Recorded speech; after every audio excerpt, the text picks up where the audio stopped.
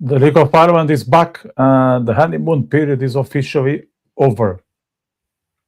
Round one is where narratives start, pressure builds early, and excuses disappear fast. In this opening weekend preview, I'm joined by Cornell as we break down the fixtures that matter. The clubs are already under the microscope, and the teams quietly setting the tone for 2026. We look at momentum versus transition, tactical talking points, squad depth, and what round one already tells us about the title race, Europe, and the relegation battles. This isn't hype, this is context. So let's get into it. If you care about the League of Ireland beyond the headlines, make sure to like, subscribe, and share. It genuinely helps the channel grow. Cornell, how are you doing today? I'm very well, thank you very much. How are you today? Yeah, all good, all good. Very much looking forward for the restart of the Ring of Ireland. For folks out there, please drop your round one predictions in the comments. Tell us who you think starts strong and who is already in trouble. Cornell, let's start with the President's Cup. Does that result tell us more about Derry's readiness or about where Shamrock Rovers still look vulnerable going into round one after all the pressure in Europe?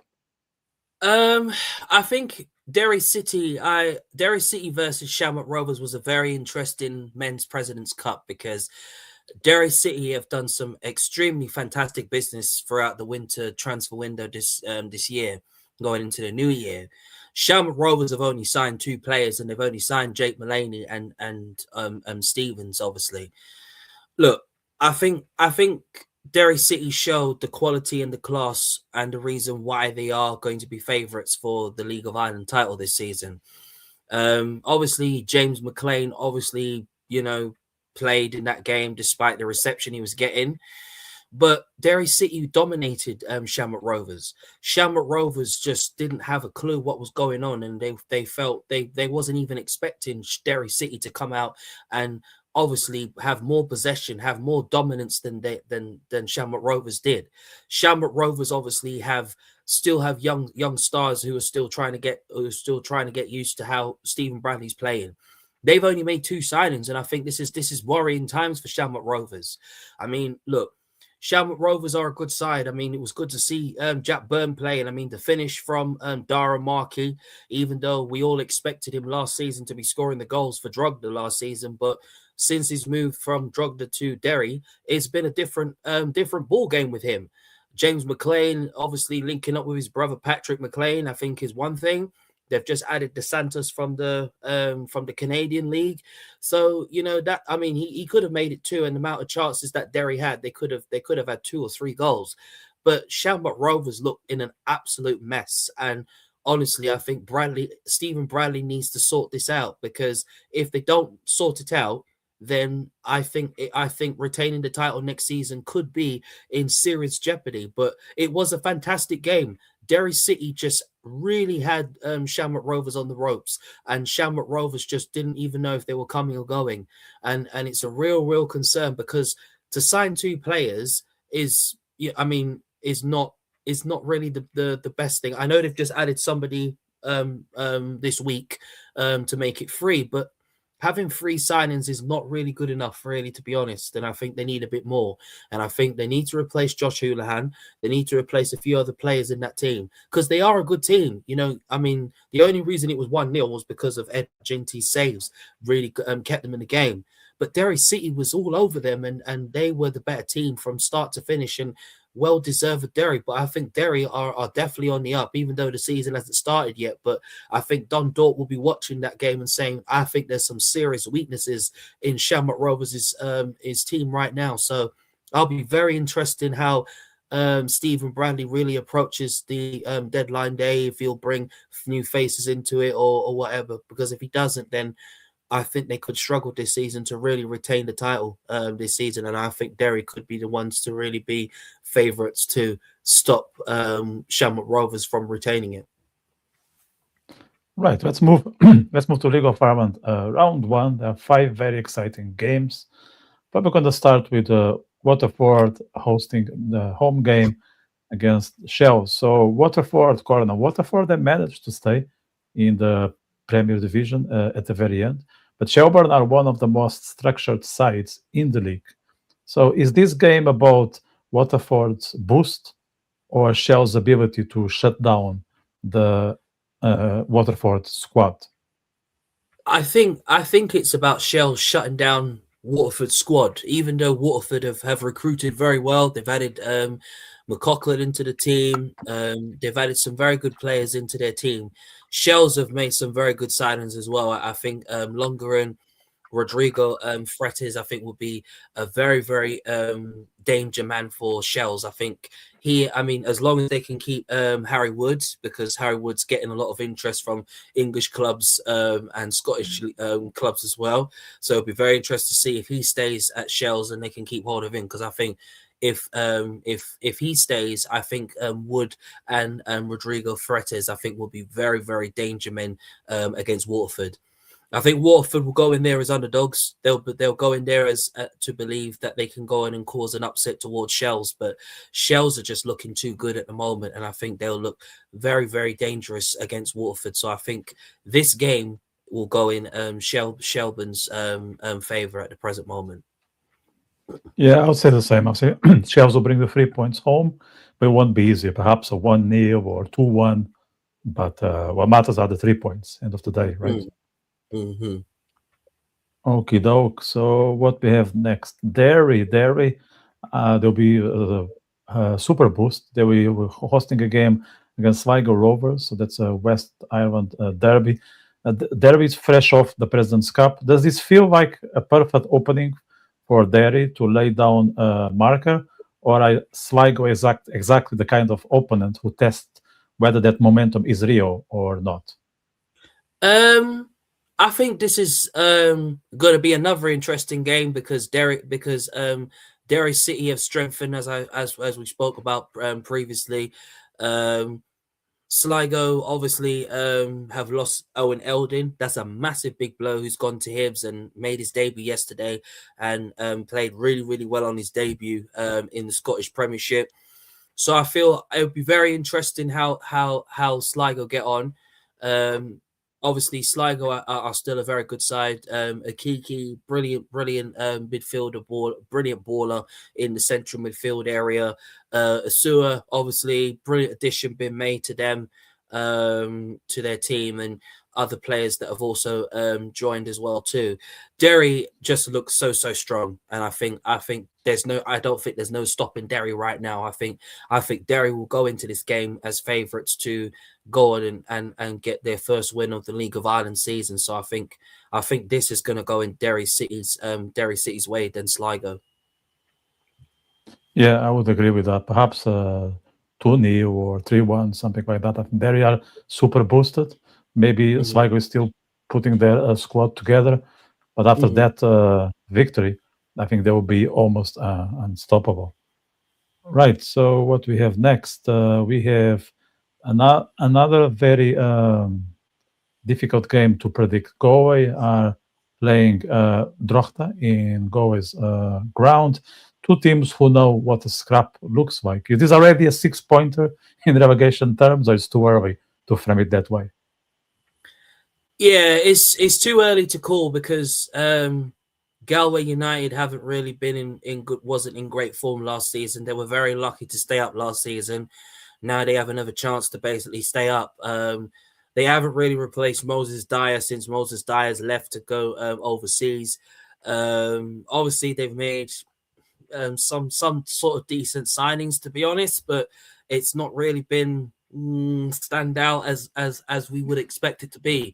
Drogheda have made some very good additions as well. Keeping hold of Conor Keeley is very, very crucial because he's been very crucial towards their back line with him, and obviously Conor Kane at the back as well, and obviously they've added a few others as well in their favour. So I think this is more likely to go in Drogda's in favour of winning against Galway, and I'll be very interested to see what type of business that Galway United do. Are they going to add a bit more just so that they have more quality in their team, or I think they'll be fighting for relegation. Look, Drogda's proven how fantastic they can be as underdogs. They've proven what a fantastic team they can be in the League of Ireland. So I think this is more likely going to be a Drogheda win against Galway.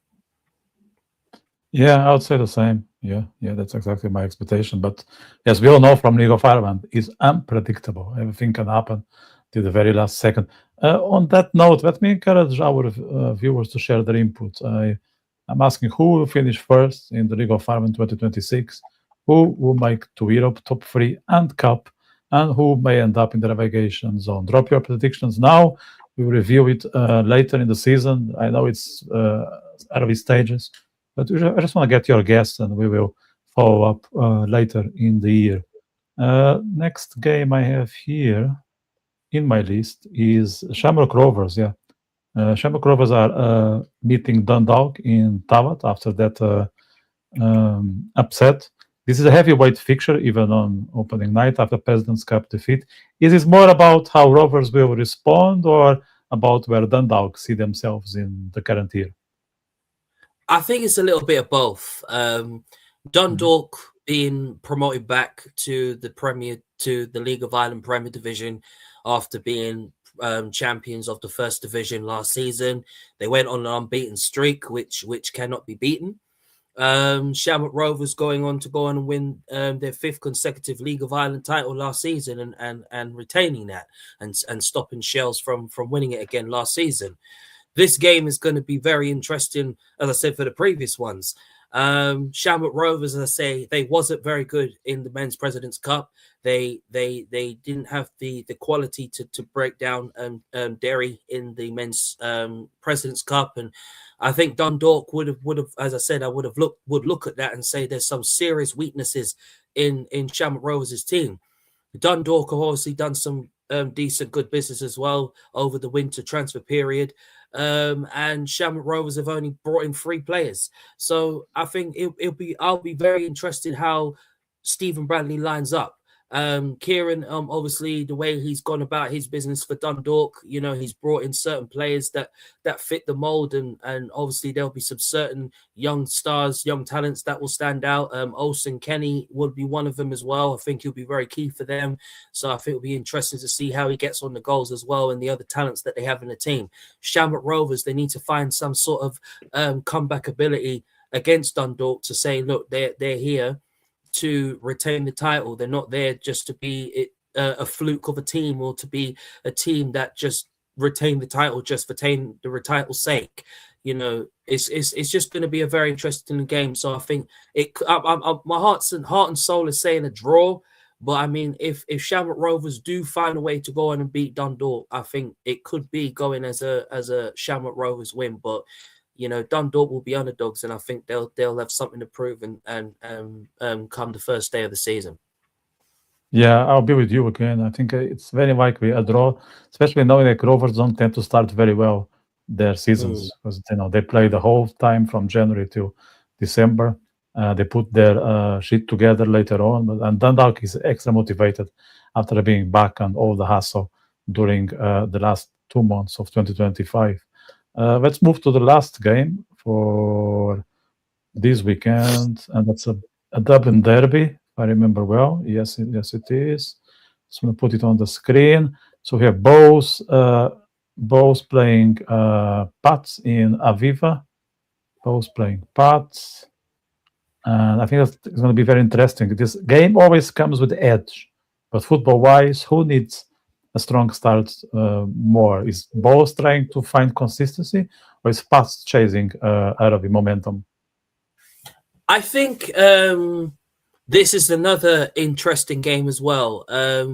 St. Pat's have basically sold their best players, and I wasn't even expecting St. Patrick's Athletic to sell their best players. I mean, look, they've brought in Ryan Edmondson in as well. They've brought Max Matter in. They've brought Boyce into the fold. I mean, it's good additions, but I think they need a lot more for them to really be in the European Cup, in a European run again, and to finish anywhere in the top 5, top 4.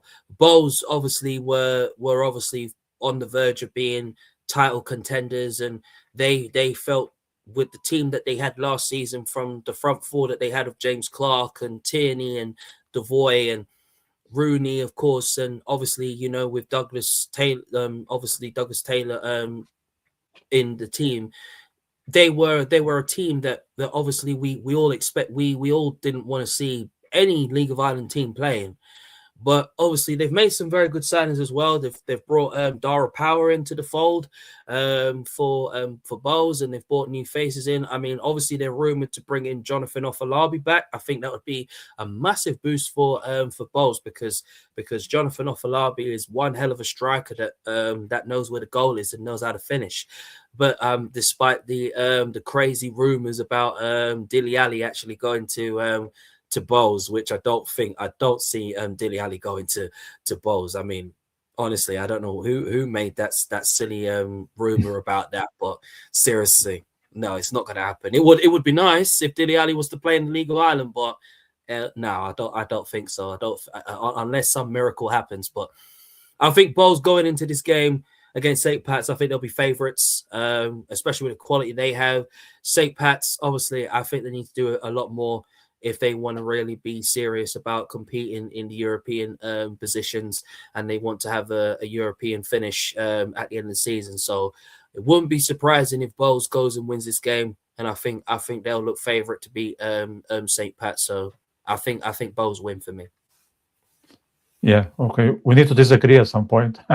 So I will put my money on St. Pat's for that one, I think. That's but okay. It's unpredictable. Yeah, I think it can happen. The double derby is happening in a neutral ground.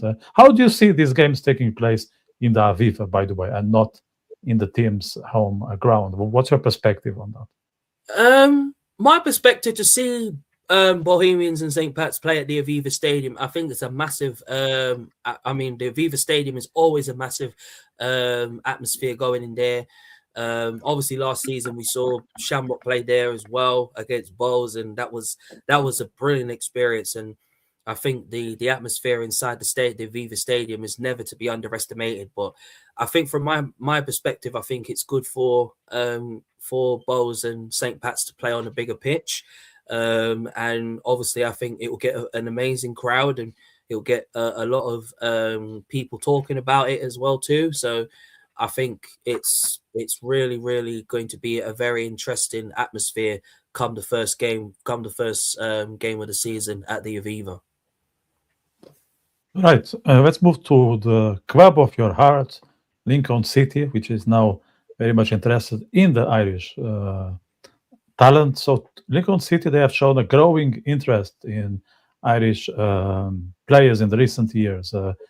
From your point of view, is it about the League of Ireland that start catching the eye of English clubs right now? And what is it? Mentality, tactical education, value? What are the elements that are bringing Irish attention to Lincoln City? I think what's really made my team, Lincoln City, bring in Irish talents is, and when I read it, when I read the article, and obviously I was well touched by it, because before, the League of Ireland was not that popular as it is now. Like, we Lincoln City have brought in players from the League of Ireland because of the potential that my club sees in them. Like, we bought the first one we bought was Danny Mandroyu. We bought Danny Mandroyu because Danny Mandroyu was an excellent, fantastic player. Yes, things didn't work out at the ending. Things didn't go well as he would have expected. But when we bought players like Mandroyu, we bought Dylan Duffy, who's now playing for Chesterfield in League Two now. And then, of course, we bought Jack Moylan. Like, Jack Moylan, for prime example, Jack Moylan was sensational. We bought Jack Moylan because of his talent, his ability, his effort, his work ethic, everything that made Jack Moylan to be the player that he is now. He has really made a huge difference to my team, Lincoln City Football Club. Like, I obviously was expecting more from the likes of Jack Moylan. I knew that Jack Moylan was going to be a success here. Had to play in the under-21s before he could go in the first team, and he showed the quality. He showed that he'll give everything to his game. But bringing players from the League of Ireland shows that the League of Ireland can be more popular. It can be more spoken about, because some people would always say that the League of Ireland is a farmers' league, and some people that say that don't know anything about the League of Ireland. You mean you've got talents like Cian Levy, who's in there. You've got Olsen Kenny from Dundalk, who's also a fantastic example, even though he's staying with Dundalk. These players that we bought, from the Mandroyus to the Duffys and to the Moylands, and then, of course, buying Josh Houlihan.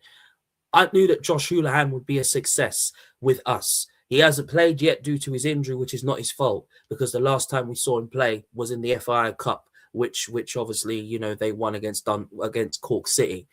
Look, by us having a fantastic Irish connection with the League of Ireland shows that talent there is fantastic talent that is in the League of Ireland. The League of Ireland always shows what talent can do, and then not only that, it's adapting to the managerial's tactics and the style of play.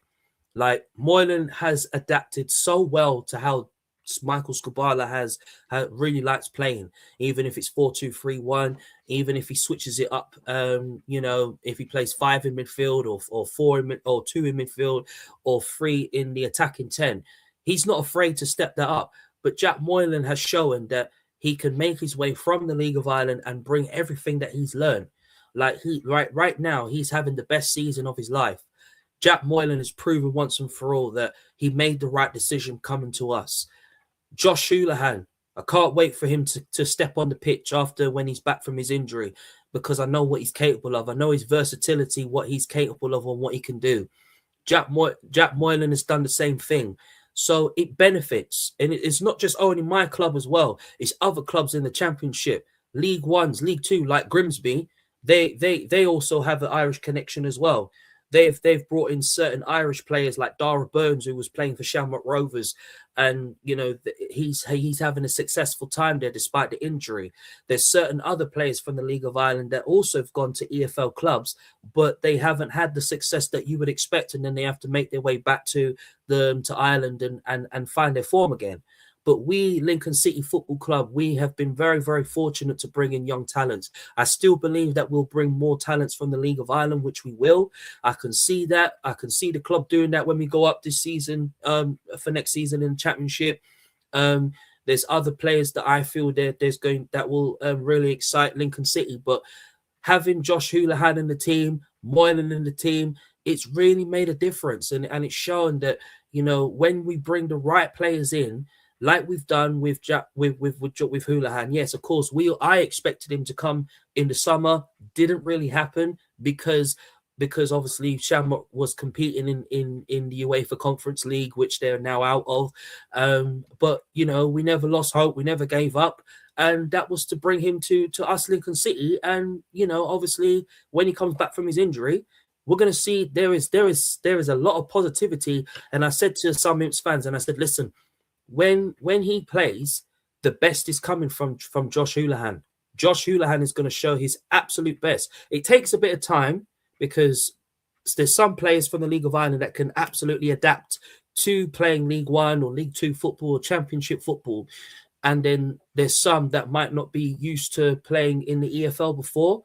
So it can be a bit of a problem. But I feel like Jack Moylan's really adapted to, you know, to League One football, and he wants to be playing Championship football, of course, with us. And Houlihan as well is going to take 1 or 2 matches for him to get used to how Michael Skubala wants to play. But the hard work and credit goes to Jez George. The hard work goes to Joe Hutchinson and the recruitment team, getting it right, making sure that we're not just going in the League of Ireland just to bring that certain player. They've got to be right. They've got to, be a talent that is going to really excite the Imps fans. It's going to excite me, even though, yes, as a follower of the League of Ireland myself, I know what these type of players in the League of Ireland is capable of. Like Josh Houlihan, straight away, I said, my club has got to look at Josh Houlihan and bring him in because of what he's capable of. Versatility in defence, versatile in midfield. But the most important thing, it's shown the growth of how Lincoln City is adapted play to bringing in talents, and it's made a huge difference. And it's made Lincoln City feel they can bring more talents in from the League of Ireland and say, oh, that player is fantastic, depending on what team that they go into. Like if we go in Shamrock Rovers again, for prime example, you look at players like Matt Healy and certain other players, and obviously Kean Levy of St. Pat's. They're absolutely great, brilliant talents, and there's going to be another talent that's going to shine. So, it's fantastic to see that the League of Ireland is getting a lot of fantastic appreciation from us, Lincoln City. The Irish connection has grown stronger and it's got better and better. But the reason why the growth has gone so far is because us, Lincoln City, have proven once and for all we can pick up the best talent in the League of Ireland. And this new season, there's going to be more talents emerging, and I'm just very, very pleased for my club like Lincoln City. Yeah, best of luck. Hope you finish in the first two places. Talking of the tables, just to wrap up, let's try to get some predictions here. Who will finish first? I will start. I will keep the traditional team, Rovers, winning the title again. Won't be easy, but I will go for Rovers. What about you, Cornell? I think my predictions for the League of Ireland is, I think first, I am confident for Shamrock Rovers to retain it as long as they can bring in enough players to keep them as high as possible in the table competing and to retain the title. I think second, will be Derry. Even though I think Derry are still going to be favourites, I think they're going to push Shamrock Rovers all the way to try and win the title because of the quality and the squad depth that Ian Lynch has put in.